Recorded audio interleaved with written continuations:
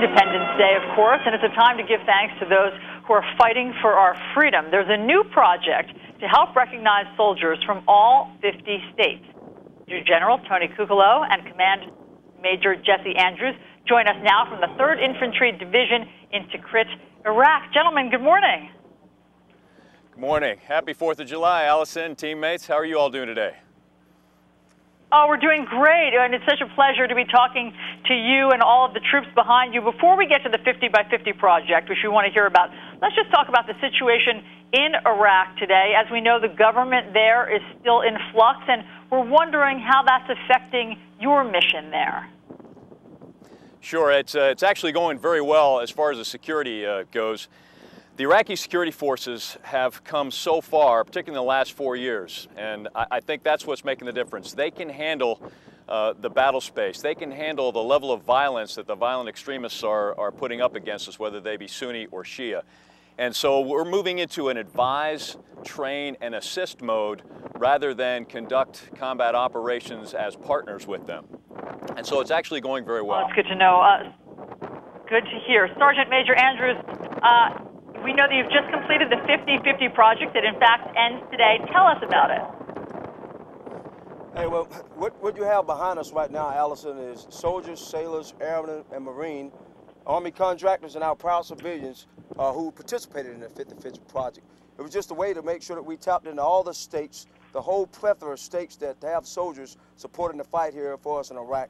And as you can see behind us, they're very proud. And we appreciate you guys having us on today.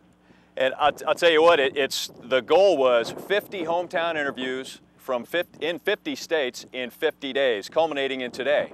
And we've actually, I can tell you right now, Allison, that we've got 78 interviews. Some of the larger states took more interviews in 48 states. I got 2 states left, Rhode Island and New Jersey. And the whole purpose was hit the local media with stories of their hometown heroes because we want to tell the story at the local level where we know it'll be received in a great way.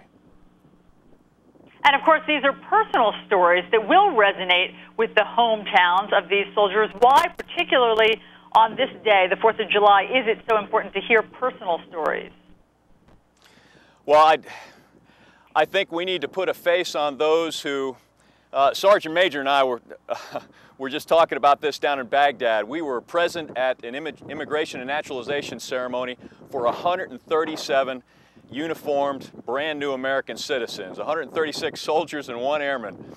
And we were talking to our group. We had 37 from United States Division North here, north of Baghdad.